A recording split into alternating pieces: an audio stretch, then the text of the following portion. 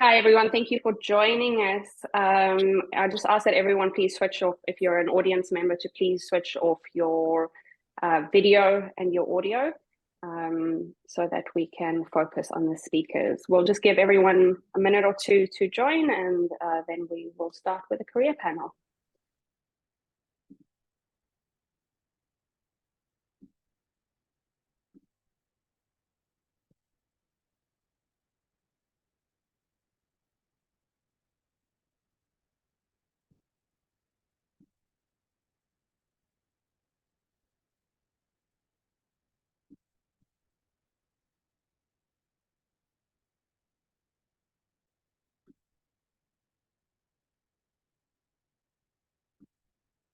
Okay, I think we can get going. So first of all, I just want to thank everyone for joining us today.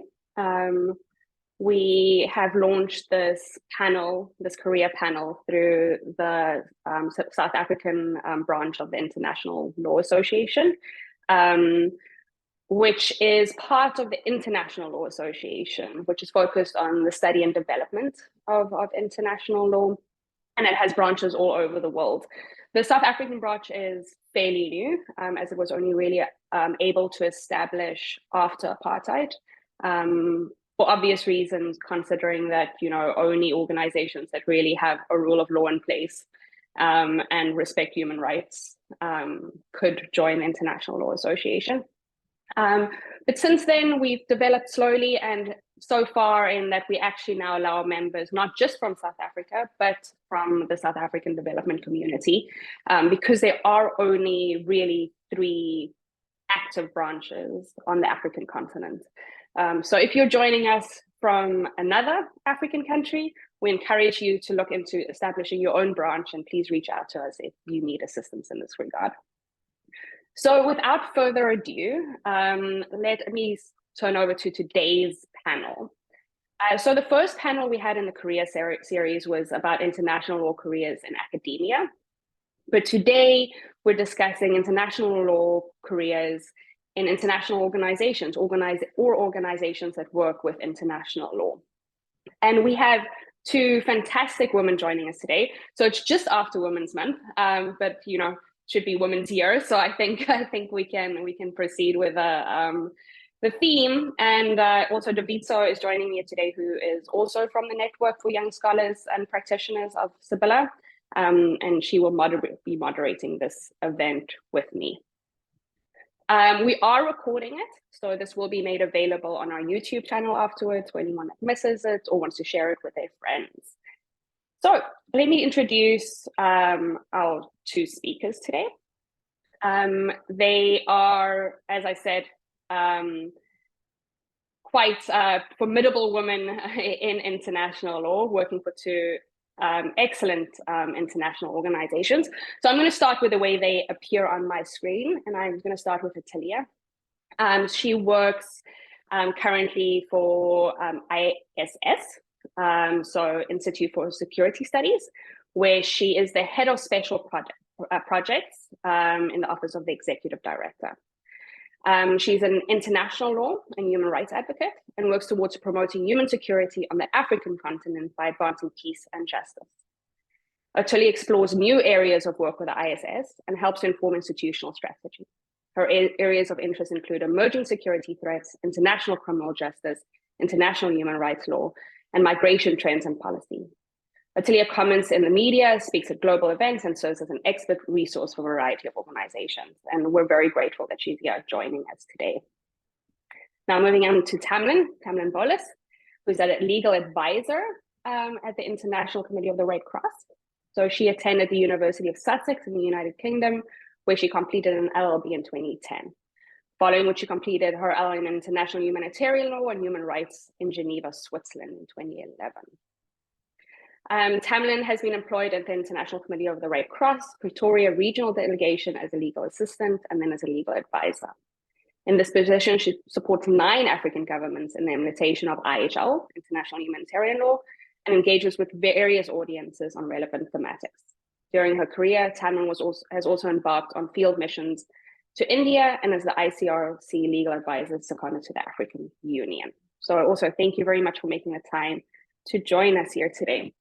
So before we get into a bit of a roundtable discussion, where they will share some of their experiences, and we'll also answer some questions at the end, I'm going to ask both our speakers to just give us a bit of an overview of their careers. So, describe their career journey and the key milestones that led to their current role, and also just to describe the organizations they work for and their role within it. I ask people to please, you can throughout the whole session post any questions you may have in the chat function. We will answer these questions in the last 10 minutes or so of today's career panel. But without further ado, again, I'm going to go according to the way they appear on my screen. Ottilia, if you can share a little bit about your experience with the organization and your career with us, I'd appreciate it. Thank you. Thanks a lot, Claire, and thank you everyone who has joined for taking part in what I think is a really important initiative, something that I wish I'd had when I was a young professional within international law. So my career, if I can put it that way, started in legal aid in Grahamstown, Makanda now, working for the Community Law Center at the time, but also as I was doing a postgraduate diploma in international studies. So trying to, at a very local level, be able to support then the indigent community where I was living. I then moved to the Institute for Security Studies after some work with Amnesty International, providing human rights education to young people, particularly those in high schools and primary schools, to basically just get them to wrap their heads around what should be known and understood for all people, which is their basic and fundamental human rights. I moved to the ISS in February of 2009. I started as an intern working on African security analysis. Some of you may be wondering, this is someone with a law degree going into essentially conflict analysis. For me at the time, I felt that there were elements that I had my law degree then, I had a postgraduate diploma in international studies, but I felt that there were elements missing in the way in which I understood the world.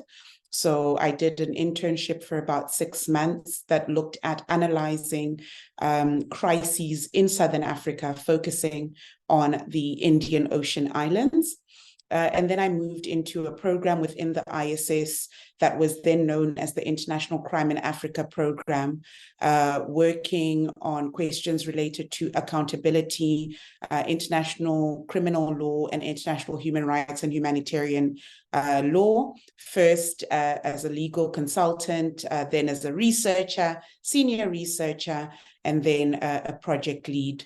I am now in the Office of the Executive Director, where I head special projects, and that includes, on the one hand, looking at our institutional strategy from development through implementation, as well as assessing whether or not we've met what we set out to do within our institutional strategy, and then also overseeing projects that we either need to be nurtured, incubated, so to speak, before they can stand on their own, or those that we consider to be cross-cutting projects, such as on migration, security, and development. As I end, Claire, just to maybe, for those that aren't familiar with the Institute for Security Studies, an organization that I've worked for now for close to 15 years. We are a non-governmental organization, an African non-governmental organization. I am speaking to you now from our office in Pretoria. We have offices in Ethiopia, Kenya, Senegal, and Mali, and teams working from other parts of the continent, such as in Mozambique, Zimbabwe, Nigeria, Chad, and Cote d'Ivoire. We work to advance human security on the African continent, and we believe that by ensuring peace, security, and stability, we can be able to work with Africans, whether in government, in civil society, or otherwise, to be able to really unlock Africa's potential. What do I do on a daily basis? Really, it includes looking at how we comply with international legal frameworks, how we connect questions of conflict, peace, and justice within the work that we do, and also making sure that our teams do not miss anything. So constantly reminding our teams to check their blind spots. That's all about me, Clea, profession-wise, but then also the Institute for Security Studies that I work for. Thank you so much, Ottilia. I love the capacity building in Africa, as that's something I'm involved in myself. And I think what's great about both our speakers today is that they're so focused on the African continent and capacity building in terms of international law. So I'll pass it right on to Tamalin, share some of her experiences. Thanks so much, Clea. And just to echo what Ottilia said, it's so great to be part of this panel, and it's so great to share the panel with Ottilia, who's super inspiring and is incredible at what she does. So thank you so much. I think my career path is slightly different, only in the sense that what I studied is quite niche. So I studied international humanitarian law, which is the law of armed conflict. And as you can imagine, not many organizations specialize in this niche area. So for me, it was quite clear that leaving my LLM, it would be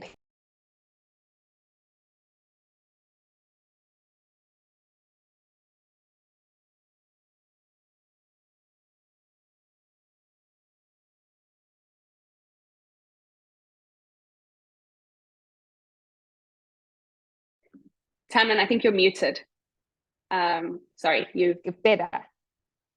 Oh. I don't know where you heard me up to, Clea. Now you're on mute. There we go. So just that can you hear me now? We're good. Yes, we're good. Yeah. We just had her up to that you studied something very niche, IHL, and there weren't a lot of organizations, and then the ICRC made the most sense. Okay. Exactly. So when I returned from doing my LLM, there was a position opening, and essentially I've been there ever since. So in fact, I will celebrate my 10-year anniversary with the ICRC tomorrow, I think. So it's quite fortuitous to have this panel discussion today. So it's interesting because I've only really worked for one organization, but I've had a career within a career working for the ICRC. So being a legal assistant to legal advisor, I've had the immense opportunity to go and be a legal advisor then in Delhi, and then as the African Union legal advisor, which is seconded by the ICRC. So it's almost like having a career within a career, even though you work for the same organization. And during that time, my role and responsibilities have grown and morphed into various aspects. So as it stands now, my day job essentially is to engage with 9 governments in the region on the implementation of international humanitarian law. So what does that look like practically? It's really just to kind of build knowledge and awareness around this body of law and the various thematics that attach to it. And then to ensure that, you have a supportive role in how to implement it in the region. But beyond that, of course, there's various stakeholders that we engage with. So government obviously makes the most sense, but then also members of the armed forces, police, and then a lot of my job also involves speaking to academics and engaging the young minds to be the leaders of tomorrow. So that's really it in a nutshell. So for those of you who don't know who the International Committee of the Red Cross is, it's an amazing organization, the oldest humanitarian organization. So it's been in existence for over 160 years now.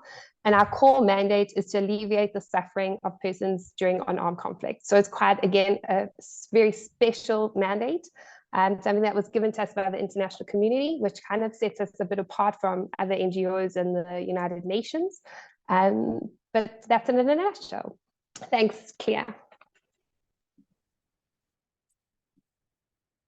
Great, thank you. Before I hand over to Davito to ask her questions, I actually just have a question for both of you, because you both touched on an issue of compliance with international law and African states' compliance with that in different, with IHL and other bodies of international law. And I wonder if you can just expand a little bit on this relationship between domestic institutions and international law, and some of the struggles that you maybe have seen in trying to get African states to adopt international law principles that are often seen as, Western principles. And if there's any, by some communities, and, you especially see this in international criminal law with the ICC and so forth. And if you can just, share a little bit of your experience with that, with this relationship between domestic and international. I think we'll start with Tamalin this time. Hey, I love this topic. So you're going to have to stop me if I talk too much about it. And if I begin to ramble, just give me a heads up. Yeah, it's incredibly difficult, but it's also an area of there's challenges and opportunities that lie in this area. And I think it comes down to how you engage, so how you connect with people, and kind of flipping the script. So, for instance, if I think about international humanitarian law, it's obviously quite a niche body of law, but then obviously not a law that has a lot of priority in governments in our region's mind, only because there's not a lot of conflict. I mean, bar Mozambique, quite peaceful. So they have other elements that are on the top of their agendas.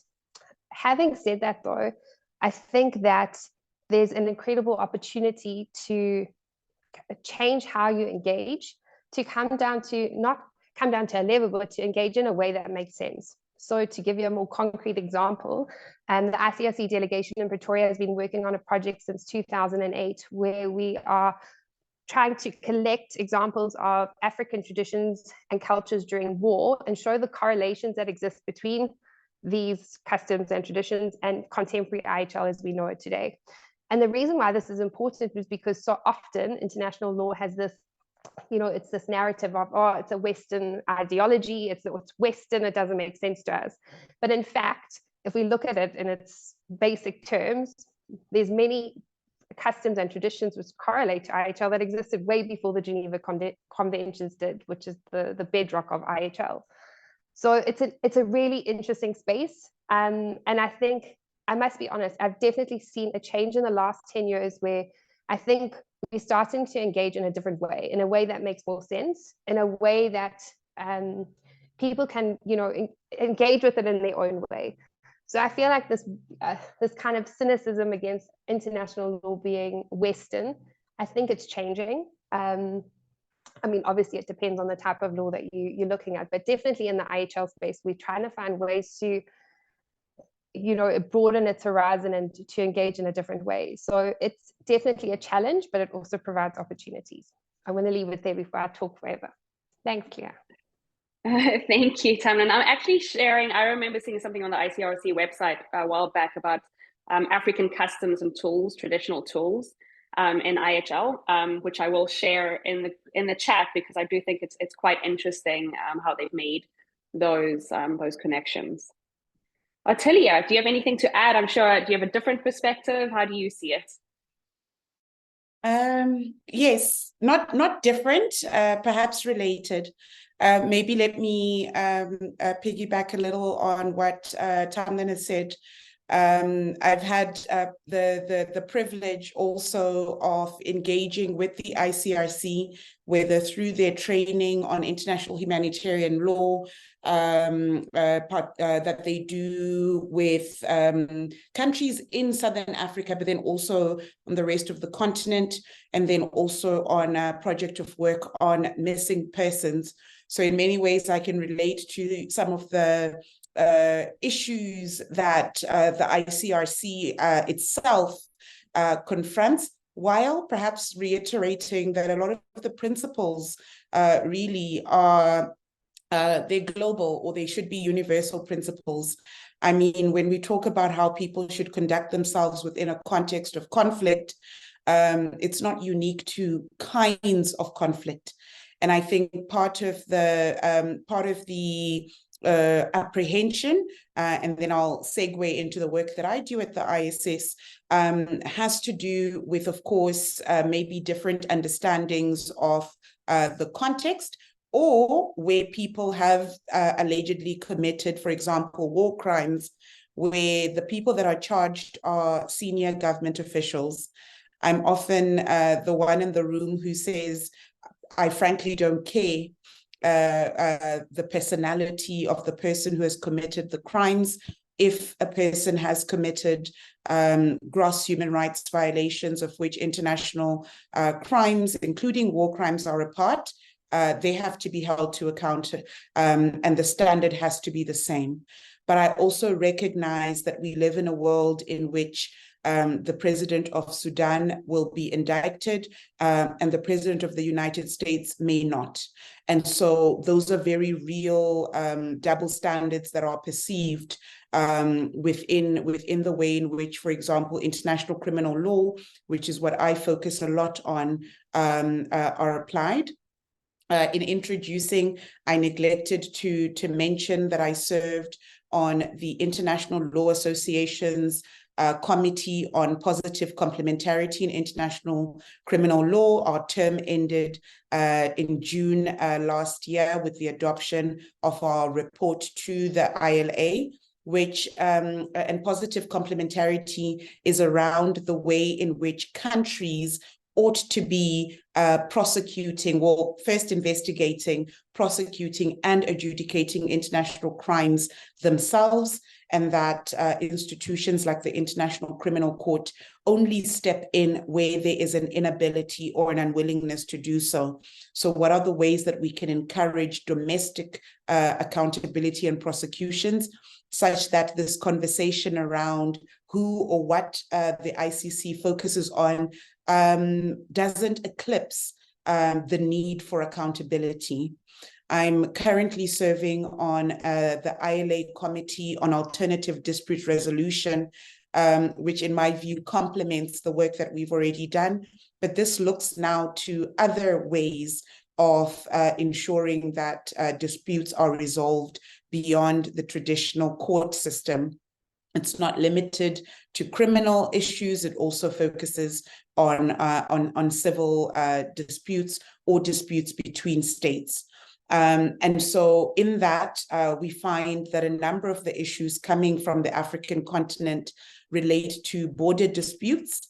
And it's interesting because over the past 10 years, we've actually seen more African countries go to the International Court of Justice, whether it's a small country like the Gambia, bringing questions of accountability to the International Court of Justice, or whether it's Somalia and Kenya taking their issue on a maritime dispute to the International Court of Justice. So it's going back to my first point, it's recognizing that some of these principles are indeed universal, but you only really know how to use them when it affects your country, to put it simply. And a lot of the work that I do, but I know that Tamalin also does, is around getting member states here in Africa to understand the use, the applicability of these principles in Africa, and reflecting on how African norms have really shaped international law. I will end clear by stressing, I know the International Criminal Court is often a contentious issue, but I will end by stressing that the fact that so many African countries are states parties is not a coincidence. In the negotiations of the Rome Statute through the SADC, so the Southern African Development Community, discussions on principles, as well as the Dakar Principles on Accountability, it was African countries that pushed for certain crimes to be included. And of course, the crime of apartheid is included as a crime against humanity for South Africa's efforts, but also the support from other African countries in ensuring that that crime is recognized now, when it was not recognized in 1948, when it started being implemented in South Africa. Thank you, Ottilia. I mean, we could have a whole substantive panel on this. It's so interesting with the issues of immunity and, and the double standards. Living in America as a South African, I've had to, bite my tongue on numerous occasions, going like, double standards, yeah. But, it's an interesting debate, and a debate you can't really have here, unfortunately. Even in the sort of international societies here, it's always a little problematic. But thank you very much. Very interesting. I would love to keep continuing to talk about this, but this is a career panel. So I'm going to hand over to Davidzo to ask you guys a little bit more about your careers and the roles you play. Thank you, Davidzo. Thank you so much, Clea. And hi to Ottilia and Tam. It's such a pleasure to meet you. So yeah, I recently completed my master's and I am still grappling with what to do. So this is an opportunity for you guys to sell yourselves. Like, I might come there, you might take me. So like, the first thing I want to know, like, what is like your, like the projects? I know you've worked on a bunch of projects, but I'd like you guys to tell me like the projects which you're most proud of, like your Goliath project. So like, usually we read like the government has done this, the government has done that, but we actually know that you guys are the twisters behind. So like, I'll start with Tam. Like, what is like, your Goliath project and how you achieve that? Thanks. Oh, thanks, Davidzo. Hitting us with the hard ones first. And I have to try to sell myself as well. So Goliath projects, I mean, okay, I think I'm going to talk about two, but I mean, you can't take, I think at the outset, just to say, like, when you work in a humanitarian space, you exist in an ecosystem. So, you're part of a bigger machinery. And it's an incredible privilege to be part of that machinery. So I think if I can focus on maybe two, if you allow me, I think for me, it was incredibly important as a lawyer to be part of the kind of not negotiations, but around kind of causing a stir in the SADC region when it came to the negotiations of the treaty prohibiting nuclear weapons. So as a lawyer, it's an incredibly interesting experience. Of course, again, a big cog. I was just a little cog in that. But it was an incredible experience to be part of. And I think it is a Goliath project. And it's an amazing, amazing accomplishment of the international community that we have a treaty that now prohibits the use of nuclear weapons. What happens going forward, much to be seen. But I think that's pretty epic. And I think on a personal note, and what I'm most passionate about, and I think what's my personal Goliath project is definitely the African customs and war tool. It's important for so many reasons. For me as an African, I think it's incredibly important to show the value of having African voices at the table when it comes to talking about international law and the implementation of it and its development as well. And I think we as a continent have super amazing capacity all around us. And, sometimes we don't always have that place at the table. So for me, this is one way of kind of showing up and putting Africa, on the pedestal it deserves to be put on. It's an incredible project, and I'm hoping that its impact is also incredible. So, I mean, it's only been kind of out there since 2021, and we're measuring its impact, and the hope is that it generates greater respect for IHL, and therefore it allows for greater protection of victims. And as you know, we have so many conflicts on our beautiful continent. So it would be great if it impacts, the fact that we have less suffering where possible. So that's my Goliath project, the one that I'm most passionate about. And that's it. Thanks, Kia. Thanks, Davidzo. Okay, sure. Over to you, Ottilia. Like, your very, your Goliath project, one you're most proud of, with your organization. Gosh, yeah. It's actually quite a difficult question, not least because when you work for a non-governmental organization, every project is a Goliath project, let me be blunt. If it succeeds, every project is a Goliath project. But perhaps the one, and generally more related to the work around accountability for international crimes. I'll recall in October 2016, I was traveling from Ethiopia back home. So of course my phone was off, and I landed to a flurry of messages because however ironic, but a friend who was serving as the legal advisor then to South Africa in New York, they had submitted South Africa's instrument of withdrawal from the International Criminal Court. So I remember reading this in the immigration queue and going, well, that's not going to happen. I wasn't entirely sure overall how, but I was certain of one thing, and this is perhaps for you, having just finished your LLM and thinking of options. The one thing I was certain about was the law. And it was that first, in order for South Africa to unratify an instrument, that has to go through Parliament. A decision by Parliament must be made to withdraw from an instrument ratified. It doesn't matter that it was the president who signed. It is a parliamentary prerogative of ratification and of withdrawal. So I knew, I was tired, but I knew that a parliamentary process had not been followed. So my initial response to media that were calling me was, well, they're going to have to withdraw their withdrawal. And for my sins, having worked and continue to do so, engaging with the South African government through the Department of Justice, as well as DIRCO, then my friends and colleagues in those departments were like, why is everyone saying we'll withdraw based on something you said? And I'm like, I'm certain of it, because this is what the law says. If you can tell me that there was a secret parliamentary process, then fine. But if you want to withdraw formally, this is the process you need to follow. My role is not to say, do not withdraw, so much as to say, if you do intend to, it is a nation's prerogative to do so, follow the correct process. About 2 days later, I was on a panel with the then Minister of Justice, Michael Masuta, on this topic.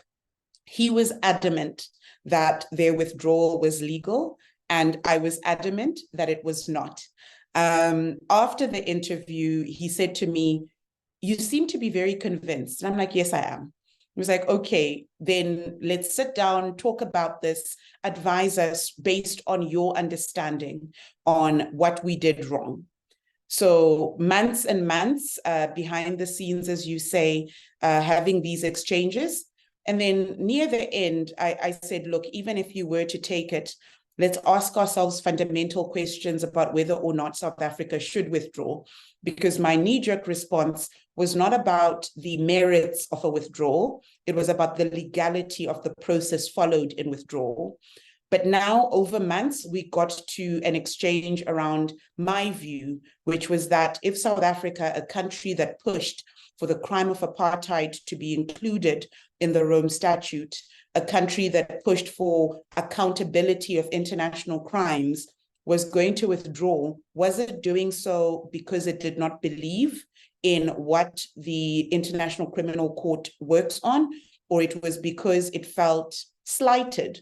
So a political reaction, not one on principle. And in the end, as you will know, South Africa did not withdraw from the Rome Statute. What they did do was they withdrew their withdrawal. And this is now, when I think about it, this is 7 years ago. And the likelihood that South Africa will withdraw now is increasingly slimmer, which brings me to the last point of a more recent victory, which was around whether or not South Africa should host the president of Russia, who is on an arrest warrant. And they sought advice then, including from the ISS.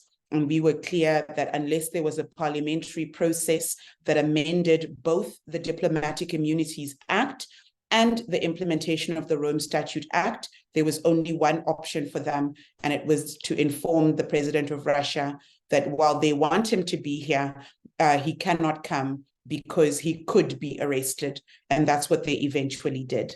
Thank you, Davido. Sure. You guys, your stories are very interesting, what it would be like to follow you around, on a day-to-day basis. On that note, what are some of the internship opportunities you guys have just starting on that. I'll start with you, Ottilia, and then we can move on to Tam.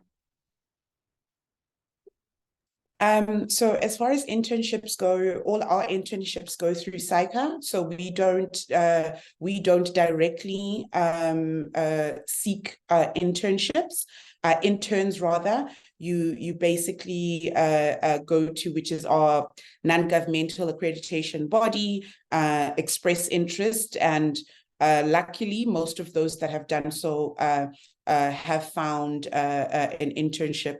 It always helps to be quite specific on which area you want to work on. So I would invite you to visit. I'll share the link to the ISS website to see where your interests lie. That being said, I want to stress that I started my work at the ISS as an intern, but I actually discourage internships.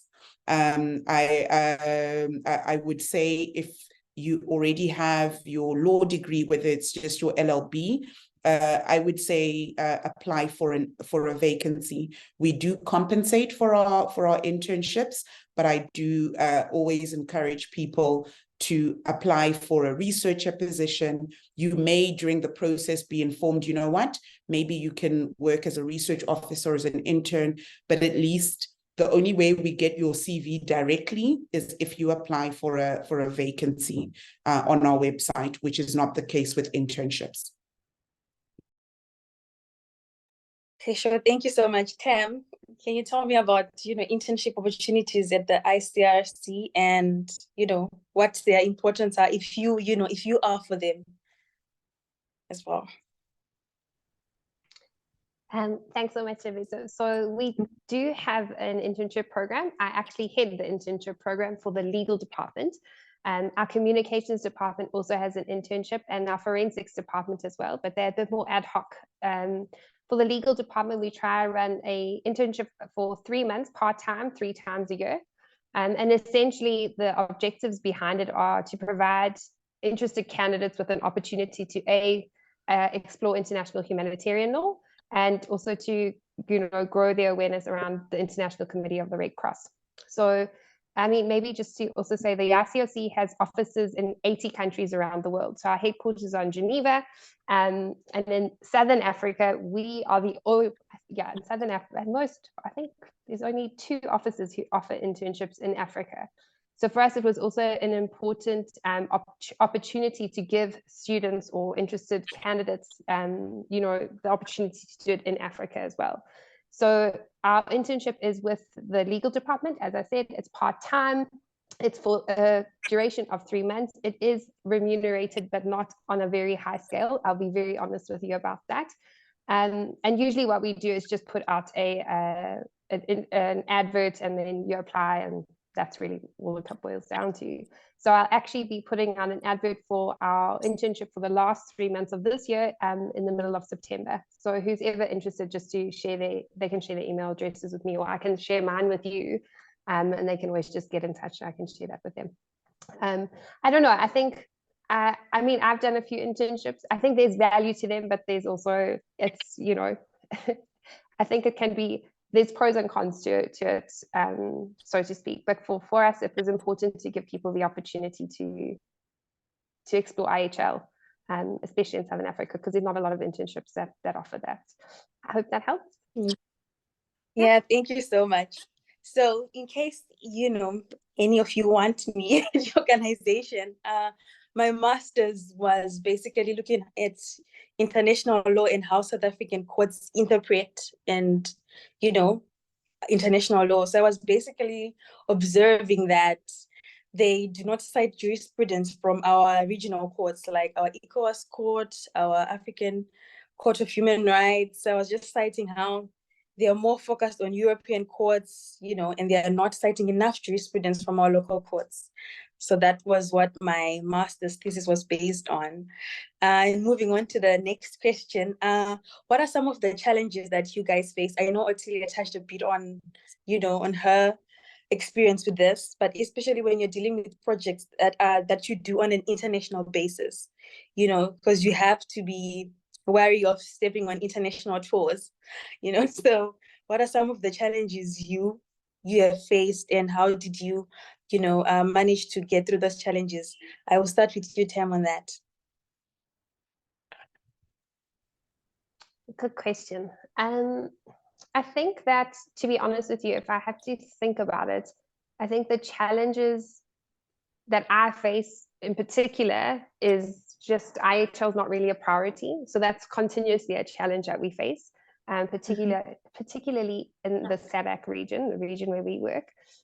So it's not really international, it's more regional. But having said that, I think as an international organization, I mean, I think it sort of pivots on three, like, kind of what I would think are challenges and opportunities. So I think on the one hand, you're dealing with quite diverse audiences and diverse countries and diverse cultures, which comes with challenges, but it's also an incredible opportunity. I think the other thing that is what I face is also timing. So the duration, working in an international space, things can take longer than usual. And I think the third thing would probably be,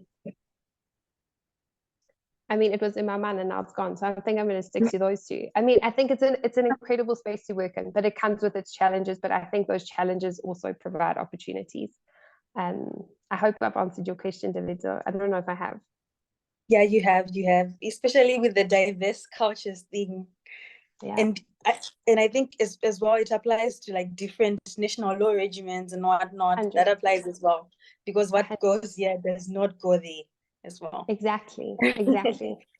Yeah, I'll move on. Ottilia, like, what are some of the unique challenges you faced when you are dealing with international projects? Yeah. Right. Pretty much all the work that I do is international, so I don't have a choice. But look, I am a Black woman. So before I am a lawyer or an expert on international criminal law, before I present my substance, this is what you see. And even on the African continent, particularly depending on the nature of the project, I mean, we do training, for example. I know the ICRC also does with military services. And this is a very command-driven structure. It's people for whom, if you're not a brigadier general or a colonel, the level of respect they afford you is a little bit less, even as a man.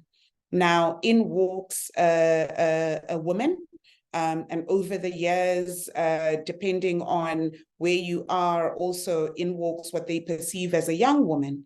So you are already on your back foot in many ways. You have to prove that you need to be in this room, and that you know your stuff.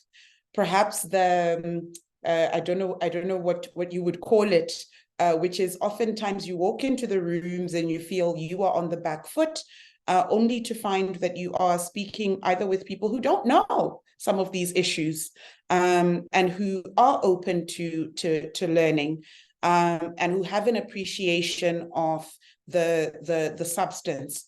So suddenly you're being a Black woman isn't the thing that they use to judge you. But I raise it as a challenge because it's something you cannot change. So you can't suddenly walk into a room tomorrow as a white man. I'm not going to do it. It's not going to happen. And so you find yourself having to not necessarily emphasize that. But the one thing for me, and I'll just recall as I end, is I am who I am. Let me put it bluntly.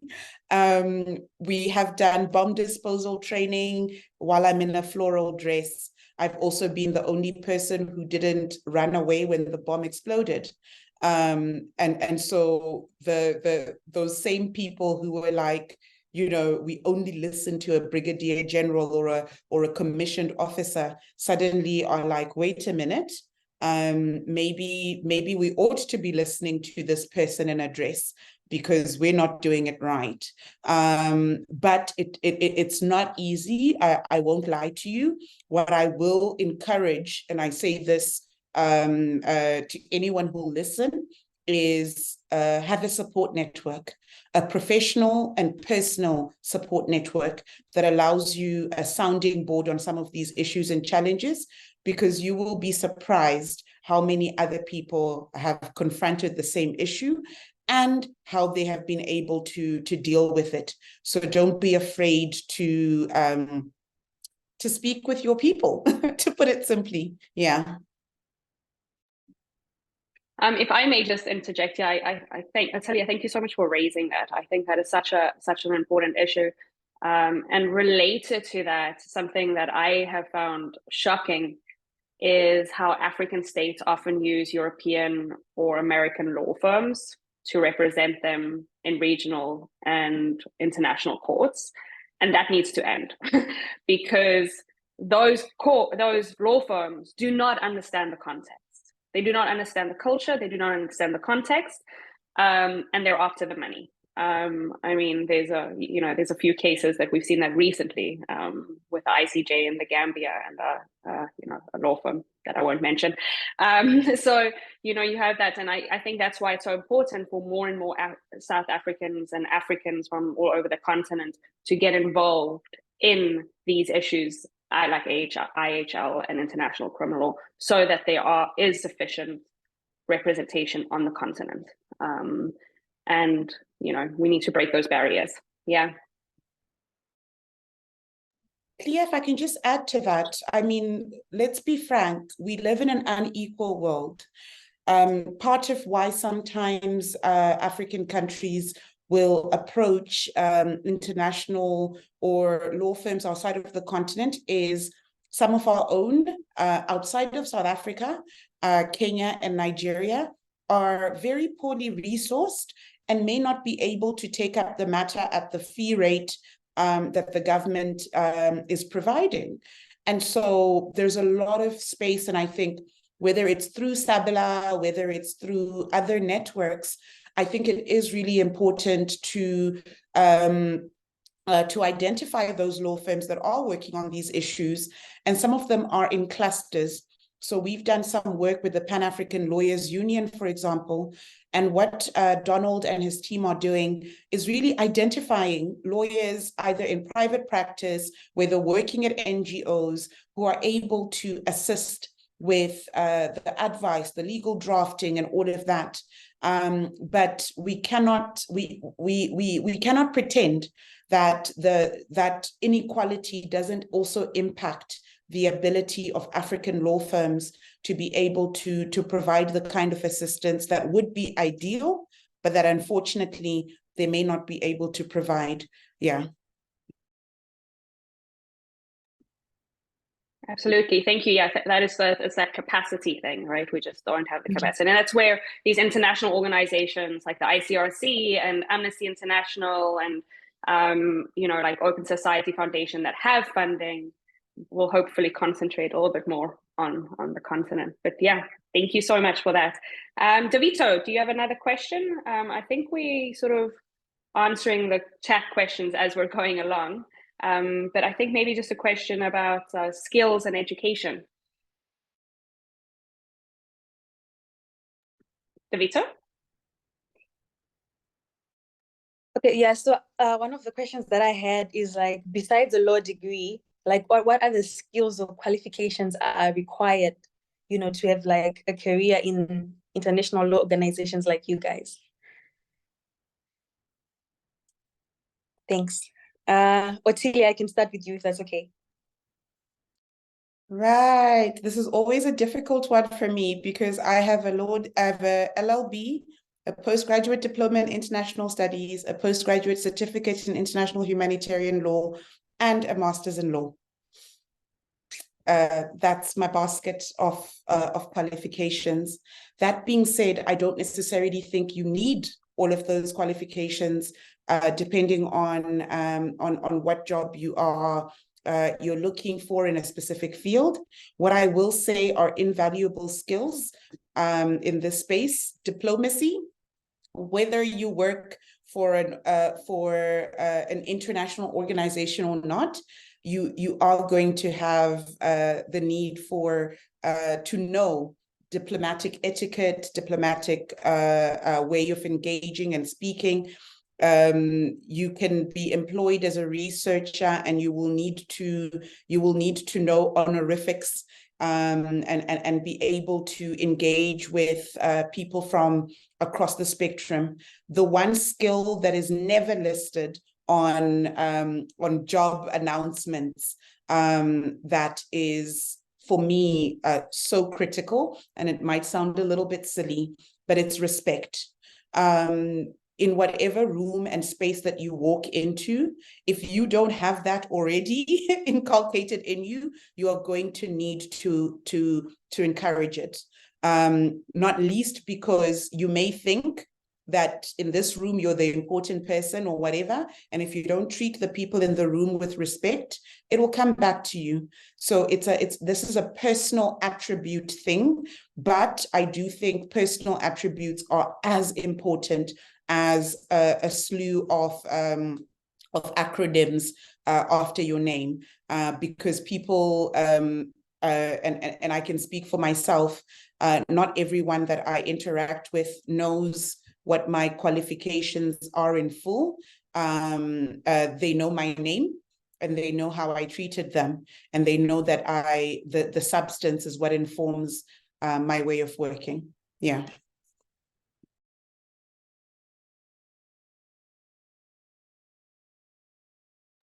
Thank you so much, Ottilia. I can move on to you now, Tam. Like, what are the skills and qualities should a person have to succeed in a career in an international organization? I mean, I think I can really, it's just echo what Ottilia said. It's the soft skills that set you apart, to be honest with you. I mean, you can speak 9 languages and have 10 degrees and have had all the experience in the world, but the soft skills are really what set you apart. And Ottilia is 100% correct. Respect is that up there. And I really think with all the people I work with and over a multitude of stakeholders, I think those are the people that I walk away remembering, and those are the people who you want to continue to work with. And I think it's incredibly important, especially when you work for an organization like the ICRC, whose principles define it. You have to be neutral, impartial, and independent. But when you're the spokesperson for an organization like that, you have to be very, very careful how you engage and interact. And that's, you learn that, and it's soft skills that allow you to be successful. So practically, have the degrees and do the best that you can. You don't need to be, cum laude, but do what you can. And I think for me, what I always look for, and it's again something that's innate, is passion, because it's not easy to change the world. It's really not. It's frustrating. It takes time, but you've got to have that passion in you, and that's what sets you apart. So that's all I can really add. Thanks, David. Thank you so much, guys. And I think we are running out of time.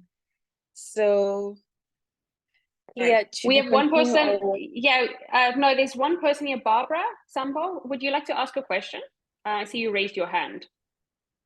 Yes, thank you. Can you hear me? Yes. Thank you. Thank you so much for this platform. Thank you so much, Ms. Ottilia and Ms. Tamalin. I just really have a question that's also related to the question I was in the chat. If you are mainly in the academia side of things for years, also just have a master's or maybe 2 masters and actually pursuing a PhD, and you want to get into the NGO space. And I think with the applications for NGOs, sometimes it can be intimidating to apply for them, even if you have a passion for them, because of the years of experience that they require. But if you were in academia for a very long time and you want to get into the NGO space, and maybe you don't have the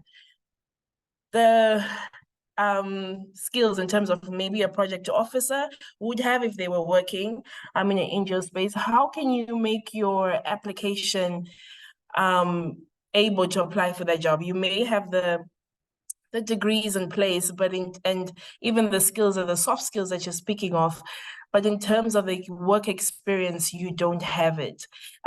Is there a way around it in terms of then getting into NGO space, but you just don't have those that experience, the work experience. Thank you.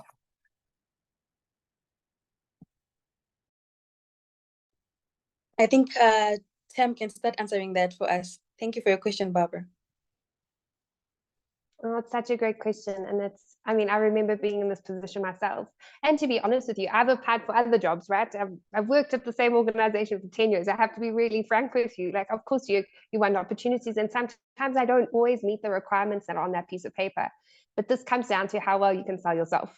So don't look at it so linearly. That would be my advice. Look at your skill set. What skills have you garnered by working in academia, and how can you reflect that into the skill sets that they're looking for? So really shortly, that would be my answer, because that's only what I do in my personal experience, is try and see, like, how do my skills match up? And I think it's also incredibly important to be honest and open. Like, you don't know everything, it's impossible. Be humble. And I think be willing to learn. And some people accept that as an answer and some people don't. But I think it also is who you are personally. How can you reflect who you are and what you do into a box? So it's all about learning how to sell yourself. That's what I would say. I don't know what Ottilia thinks. Yeah, over to you, Ottilia. Thanks a lot. And thank you, Barbara, for that question. Look, I work for an organization that requires knowledge in not only conducting research, so beyond methodologies, but the utility of research in policies and practices. So it almost goes without saying that if you don't necessarily have a program or project experience, but you have demonstrable experience in conducting policy-oriented research, that you would be able to still include that. What I would, however, encourage is, even while you are still within academia, they are, whether it's initiatives that are done at the university, volunteerism, anything that can help a recruiter to see you before they interview you. I say this because in order for you to later market yourself, you have to have been called to an interview. For us at the ISS, there are positions where we get over 100 CVs for one position.